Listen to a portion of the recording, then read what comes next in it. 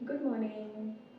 So students, today in this video we are going to learn about sentences and we will learn the sentences in big detail और उसमें हम ये समझेंगे कि sentences क्या होता है, कैसे उसको फ्रेम किया जाता है और कितने टाइप्स के वैरायटीज़ के सेंटेंस होते हैं।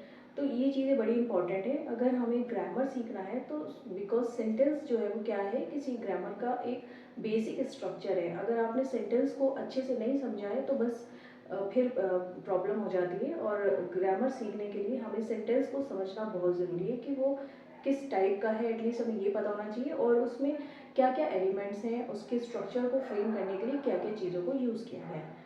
ठीक है, तो चलिए आज की वीडियो स्टार्ट करते हैं और सबसे पहले समझते हैं कि सेंटेंस होता क्या है। Sentence is form when few different type of words are put together to frame a meaningful statement. मतलब कि कुछ वर्ड्स को डिफरेंट डिफरेंट टाइप के वर्ड्स हो गए या एलिमेंट्स हो गए, उनको हमने साथ में रखा ताकि सो दैट कि हमें एक मीनिंगफुल एक बात पता चल सके। तो उसी को, उस मीनिंगफुल स्टेटमेंट को हम सेंटेंस बोलते हैं इंग्लिश में। ठीक है, तो ये जो सेंटेंस होता है इसमें जो हमने डिफरेंट टाइप के वर्ड्स हम एक साथ रखते हैं तो वो क्या होते हैं, वो एलिमेंट्स होते हैं जो सेंटेंस को स्ट्रक्चर देते हैं। एक हमारी बात को प्रॉपर बताते हैं कि हम प्रॉपरली अपनी बात को कन्वे कर सकते हैं, किसी को समझा सकते हैं। ठीक है, तो ये तो हो गई बात कि सेंटेंस क्या होता है। और सेंटेंस जब बनता है तो वो डिफरेंट एलिमेंट्स को एक साथ रखकर तब उसको बनाया जाता है। ठीक है, मैंने यहाँ पे बोर्ड पे भी इसकी डेफिनेशन लिखी हुई है, you can take the screenshot. तो एग्जाम्पल अगर हम देखेंगे तो ज़्यादा अच्छी से क्लैरिटी होगी। एग्जाम्पल है that black dog bit the beggar, that black dog bit the beggar. तो इस सेंटेंस में आप देख सकते हो कि हमने डिफरेंट एलिमेंट्स को यूज़ किया है। दैट है वही ब्लैक जो कलर भी बता रहा है, ठीक है। डॉग बिट द बैगर, इसमें नाउन भी है और डिटरमाइनर्स भी, तो काफ़ी सारे एलिमेंट्स को हमने साथ में रखा तो हमें एक मीनिंगफुल बात पता चल रही है। ठीक, क्लियर हो गया। तो ये तो बात हो गई कि सेंटेंस होता क्या है। इसके लिए मैंने बहुत ही बेसिक सी आपको डेफिनेशन प्रोवाइड की है और बहुत सिंपल सी एग्जांपल के साथ की हेल्प से हमने समझा है कि व्हाट इज सेंटेंस। ठीक है, इतना समझ में आ गया, क्लियर हो गया। नेक्स्ट अब आ जाता है कि पार्ट्स ऑफ सेंटेंस। सेंटेंस के पार्ट्स की बात करते हैं, उसके एलिमेंट्स जो, जैसे इस एग्जाम्पल में that dog, that black dog bit the beggar, इसमें जो एलिमेंट्स यूज हुए दैट ब्लैक बिट द, ये सारे एलिमेंट्स के बारे में हम बाद में दूसरी वीडियोस में बात करेंगे। आज हम बात कर रहे हैं अभी पार्ट्स ऑफ सेंटेंसेस के। पहले हमने सेंटेंसेस को भी पार्ट्स में डिवाइड कर दिया, यानी हिस्सों में डिवाइड किया। तो जब हम उसे हिस्सों में डिवाइड करेंगे तो फिर वो जो पार्ट्स होते हैं वो क्या होते हैं, उनकी क्या सिग्निफिकेंस होती है। ठीक है, तो ये समझते हैं। तो सबसे पहले होगा सब्जेक्ट। सब्जेक्ट, अगर हम किसी भी सेंटेंस को पार्ट्स में डिवाइड करेंगे तो वो दो पार्ट्स में हम उसे डिवाइड करते हैं यूजुअली। एक सब्जेक्ट हो गया एक पार्ट और एक हो गया प्रेडिकेट। सब्जेक्ट वो वाला पार्ट होगा जिसमें नाउन आएगा, प्रोनाउन आएगा या फिर नाउन फ्रेज हो सकता है। ठीक है, और यूजुअली यूजुअली ये बिगनिंग में होता है, ये सेंटेंस के शुरू में होगा। तो अगर हम, यहाँ मैंने दूसरी एग्जाम्पल लिखी हुई है, the cat sat on the mat. यहाँ पे जो बात है द कैट, मैंने आपको बताया कि सब्जेक्ट वो वाला पार्ट होगा जिसमें नाउन आएगा या प्रोनाउन हो सकता है या फिर नाउन फ्रेज।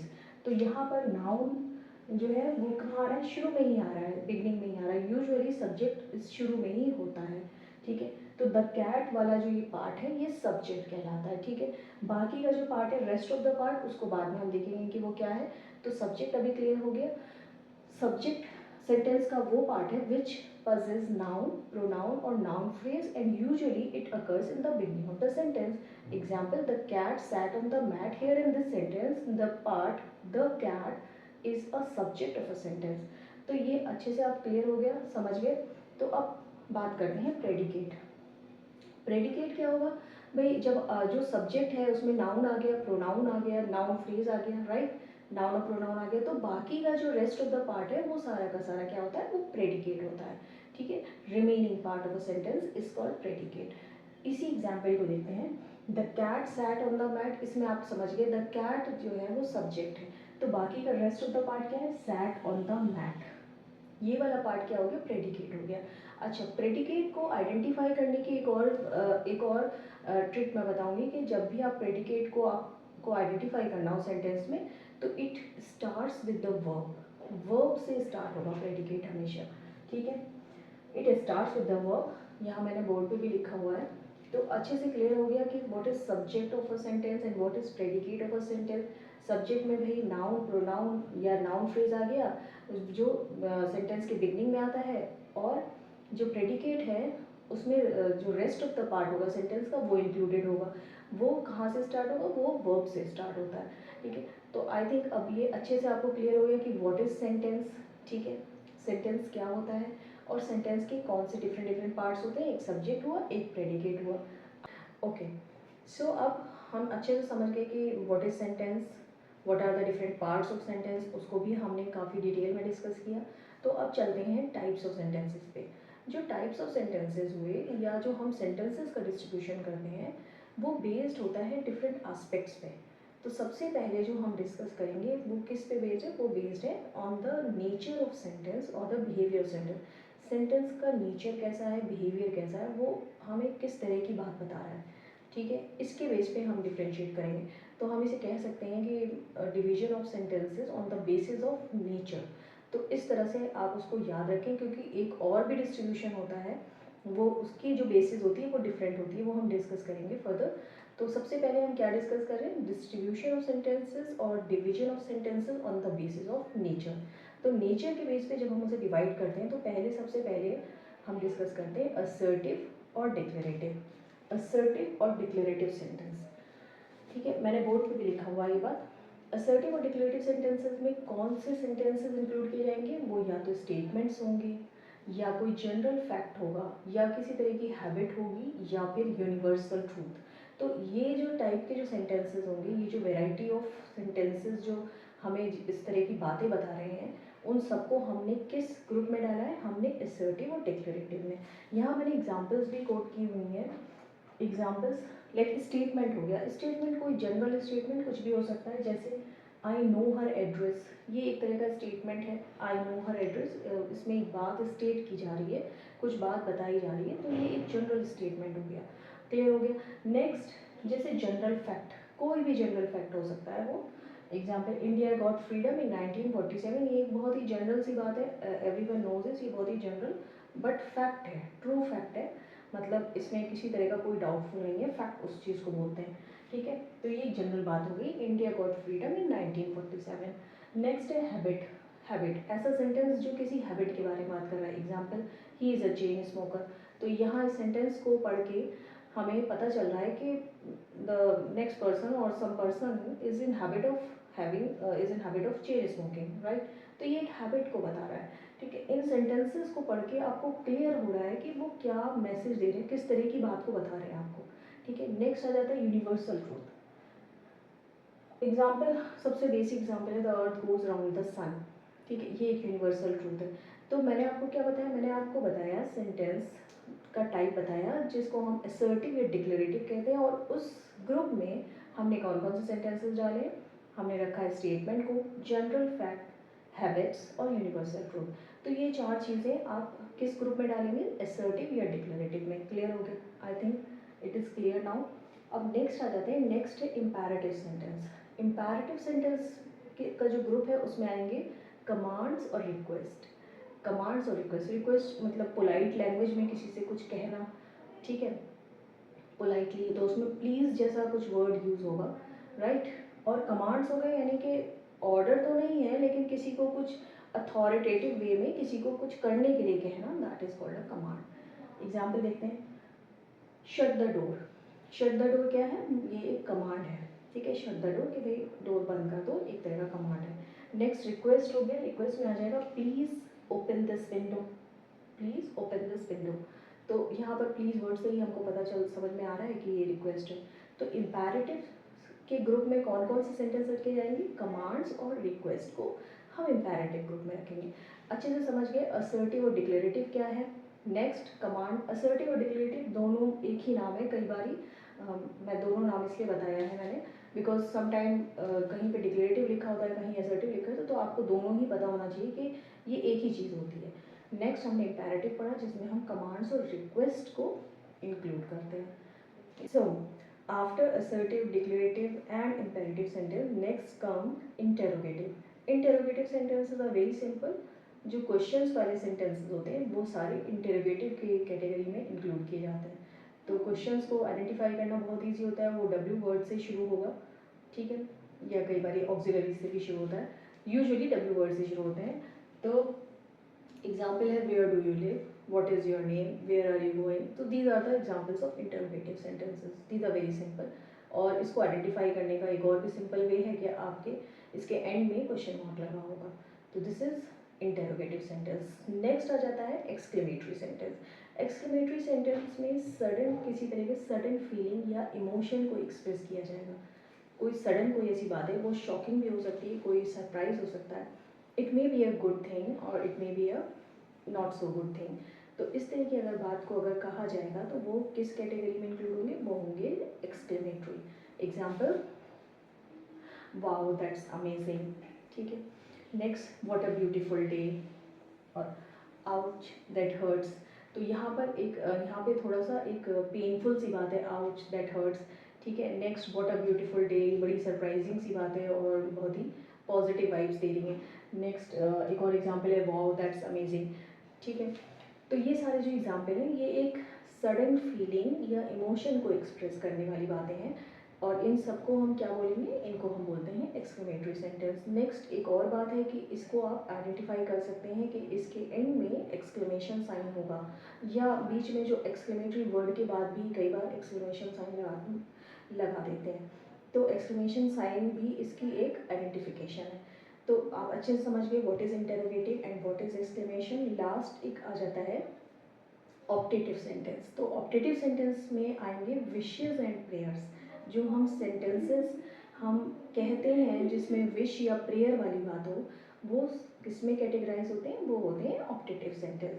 तो ऑप्टेटिव सेंटेंस में विशेस एंड प्रेयर्स किस तरह से, जैसे मे your day be filled with Joy and laughter. तो ये तो एक तरह की विश हो गई, भाई हम किसी को विश दे रहे हैं। अगर प्रेयर की जाएगी तो वो भी ऑप्टेटिव सेंटेंस ही कहलाएगा। तो आज हमने क्या क्या डिस्कस किया, अभी हमने जो टाइप्स ऑफ सेंटेंसेस डिस्कस किए on the basis of nature of sentence, that is assertive and declarative. Next हमारा था इम्पेरेटिव सेंटेंस।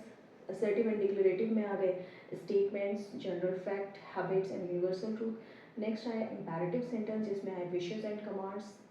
फिर है हमारे पास interrogative sentence, questions which includes questions. Next है exclamation which includes sudden emotions and feelings. और last है हमारा optative sentence which is having wishes and prayers type of sentence. तो ये क्लियर हो गया। So now we are going to discuss कि sentence का जो हमने डिवीजन करेंगे वो दूसरा कौन सा ग्राउंड है, कौन सा एस्पेक्ट है, that is on the basis of the clauses. Clauses के बेस पर भी हम सेंटेंस को डिस्ट्रीब्यूट करते हैं डिफरेंट कैटेगरीज में, ठीक है। तो क्लॉजेस के बेस पे जो हम डिस्ट्रीब्यूशन करेंगे तो उसमें हम 4 कैटेगरीज आर इंक्लूडेड देयर, जिसमें से फर्स्ट आता है सिंपल सेंटेंस, सबसे सिंपल सेंटेंस। उसमें क्या होगा, एक इंडिपेंडेंट क्लॉज होगा। एक कैसा क्लॉज होगा, सिर्फ वन इंडिपेंडेंट क्लॉज होगा। इंडिपेंडेंट से यहाँ इस वर्ड से ही क्लियर हो रहा है, इंडिपेंडेंट यानी वो एक छोटा क्लॉज हो या कैसा बड़ा क्लॉज हो, बट वो एक क्लॉज मीनिंगफुल होगा, आपको पूरा मैसेज कन्वे करेगा, और उसके लिए आपको आप अनआंसर्ड नहीं रह जाओगे या क्वेश्चन वे में नहीं रह जाओगे क्लॉज सुनने के बाद, वो सेंटेंस सुनने के बाद कि भाई इस बात को सुनकर हमें कुछ समझ तो आया नहीं, ये वाली बात नहीं होगी, आपको क्लियर हो जाएगा। एग्जाम्पल देखते हैं, she is reading. She is reading की एक बहुत छोटा सा एग्जाम्पल है, इसमें सिर्फ एक ही क्लॉज है, दैट इज इंडिपेंडेंट क्लॉज, और उसमें पूरा ही मीनिंग कन्वे हो रहा है, जो बात बताना हम चाह रहे हैं वो पूरी कन्वे हो रही है, शी इज़ रीडिंग, ठीक है। तो क्लियर हो गया सिंपल सेंटेंसेस क्या होते हैं, उसमें सिर्फ एक क्लॉज होगा और वो कैसा होगा, वो इंडिपेंडेंट क्लॉज होगा, जिसको किसी की सपोर्ट की नीड नहीं होगी अपनी मीनिंग को एक्सप्रेस करने के लिए। क्लियर हो गया इंडिपेंडेंट क्लॉज क्या होता है, और सिंपल सेंटेंस में सिर्फ एक और एक ही डिपेंडेंट क्लॉज होगा, ठीक है। नेक्स्ट जो कैटेगरी है वो है कंपाउंड सेंटेंस की। कंपाउंड सेंटेंस में दो इंडिपेंडेंट क्लॉज होंगे, टू इंडिपेंडेंट क्लॉज को मिलके क्या बनेगा कंपाउंड सेंटेंस। तो इंडिपेंडेंट क्लॉज का मीनिंग तो आप समझ के क्या होता है, ठीक है। तो अब देखते हैं ऐसा कौन सा सेंटेंस है जिसमें दो इंडिपेंडेंट क्लॉज होंगे। Example, every day I eat my breakfast, एक तो ये क्लॉज हो गया, every day I eat my breakfast, बिल्कुल क्लियर है मीनिंग, सब कुछ समझ आ रहा है कि भाई every day I eat my breakfast, ये पहला इंडिपेंडेंट क्लॉज है। नेक्स्ट है and I listen to music, I listen to music, ये दूसरा इंडिपेंडेंट क्लॉज है।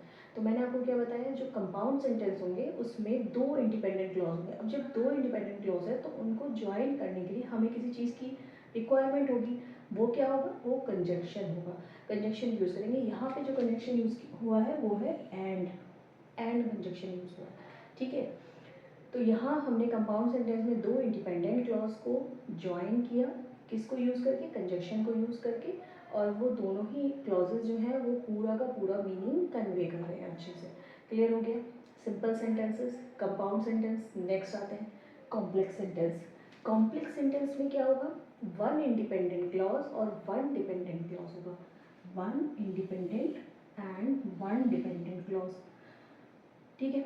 इंडिपेंडेंट क्लॉज तो मीनिंग समझ गए आप कि उसको किसी की भी हेल्प की ज़रूरत नहीं, नीड नहीं है अपनी मीनिंग को कन्वे करने के लिए, वो अपने आप से ही वो पूरी बात बता देगा। लेकिन डिपेंडेंट क्लॉज जो होगा उसको उसको क्या चाहिए, उसको सपोर्ट चाहिए, किसका किसका सपोर्ट चाहिए, इंडिपेंडेंट क्लॉज का, to express its complete meaning, without that it is not complete. तो डिपेंडेंट वर्ड से ही हम यहीं पे समझ जा रहे हैं कि वो किसी न किसी चीज़ पे डिपेंडेंट है। अब वो यहाँ जो कॉम्प्लेक्स सेंटेंस है उसमें किस चीज़ पे डिपेंडेंट होगा, वो इंडिपेंडेंट क्लॉज पे डिपेंडेंट होगा। क्लियर हो गया। अब इस सेंटेंस में देखते हैं, although they tried hard they couldn't win the game. इसमें से एक इंडिपेंडेंट है और एक डिपेंडेंट है, तो हमें ये पढ़ के पता चल जाएगा कि कौन सा डिपेंडेंट है कौन सा इंडिपेंडेंट। अब फर्स्ट वाला जो ऑल्दो दे ट्राइड हार्ड, ये बात कुछ समझ नहीं आई कि ऑल्दो दे ट्राइड हार्ड, इससे पूरा मीनिंग नहीं समझ में आ रहा है कि क्या मतलब सेंस क्या निकल रहा है। तो दैट मीन्स ये कौन सा क्लॉज हुआ, ये डिपेंडेंट क्लॉज हुआ, राइट। नेक्स्ट है they couldn't win the game, ये दूसरा क्लॉज है, they couldn't win the game, ये अपने आप में कंप्लीट मीनिंग है, मीनिंगफुल है, तो ये क्लॉज कैसा हुआ, ये एक इंडिपेंडेंट क्लॉज है। नेक्स्ट हम इस तरह से भी आइडेंटिफाई कर सकते हैं डिपेंडेंट क्लॉज को, डिपेंडेंट क्लॉज जो होगा वो कंजक्शन से स्टार्ट होगा, सबऑर्डिनेट कंजक्शन से स्टार्ट होगा। तो ये हो गया डिपेंडेंट क्लॉज और इंडिपेंडेंट क्लॉज को मिलाकर हमने क्या बनाया, कॉम्प्लेक्स सेंटेंस। अब फोर्थ जो टाइप है सेंटेंस की वो है complex compound sentence. Complex compound sentence में टू इंडिपेंडेंट क्लॉज होंगे और one dependent clause, two independent और वन डिपेंडेंट क्लॉज होगा। तो ये जो इस सेंटेंस का जो स्ट्रक्चर होगा वो काफ़ी कॉम्प्लिकेटेड और थोड़ा लेंथी होता है। तो क्या आपको आइडेंटिफाई करना है, इसमें क्या मिलेगा आपको, कॉम्प्लेक्स कंपाउंड में टू इंडिपेंडेंट और वन डिपेंडेंट क्लॉज। इंडिपेंडेंट और डिपेंडेंट का मीनिंग आप अच्छे से समझ गए।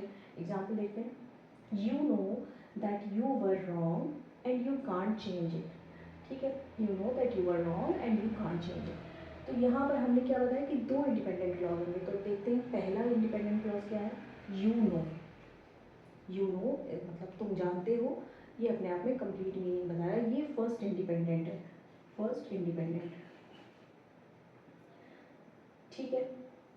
दैट यू वर रॉन्ग, ये कैसा है, ये डिपेंडेंट क्लॉज है, यू वर रॉन्ग, ओके। ये कैसा सेंटेंस, ये डिपेंडेंट क्लॉज है, वन डिपेंडेंट हो गया इसमें, ठीक है भाई, ये भी क्लियर हो गया। And you can't change it, ये जो यू कांट चेंज इट है ये क्या है, ये भी इंडिपेंडेंट है। तो ये लास्ट वाला जो मैंने आपको टाइप बताया सेंटेंस का, कॉम्प्लेक्स कंपाउंड सेंटेंस, ये भी आप अच्छे से समझ गए। इसमें दो इंडिपेंडेंट क्लॉज हमने देखे सेंटेंस में और एक डिपेंडेंट क्लॉज। तो जब भी इस तरह का कोई आपको सेंटेंस मिले जहाँ पे इस तरह से स्ट्रक्चर किया गया उसे क्लॉजेस को यूज़ करके और आपको क्लॉजेस को के थ्रू उसको आइडेंटिफाई करने को बताया जाए, तो आप उसमें अच्छे आराम से कैटेगराइज कर सकते हैं। हमने चार कैटेगरी की बात की, सिंपल, कंपाउंड, कॉम्प्लेक्स और कॉम्प्लेक्स कंपाउंड। तो ये तो थे, हमने आज डिस्कस किया सेंटेंसेस के बारे में और उसके टाइप्स के बारे में। टाइप्स को भी हमने डिवीजन जो किया वो किस तरह से किया, हमने डिफरेंट वेज में किया। एक तो उसके बिहेवियर और नेचर के बेस पे, नेक्स्ट उसके स्ट्रक्चर के बेस पे, ठीक है। तो ये दो तरह से हमने सेंटेंस को कैटेगराइज किया। आई गेस आप अच्छे से समझ गए होंगे सेंटेंसेस के बारे में, और अब कभी भी आप कंफ्यूज नहीं होने वाले हैं। किसी भी तरह का सेंटेंस आपसे पूछा जाए आप एकदम से उसको आंसर कर सकते हैं। तो इस वीडियो को देखकर आपको सारे डाउट्स क्लियर हो गए होंगे। अगर आज आपने मेरी वीडियो से कुछ अच्छा और कुछ नया सीखा, कुछ इंटरेस्टिंग सीखा, तो मेरी वीडियो को लाइक करें और चैनल को सब्सक्राइब करें। Bye bye.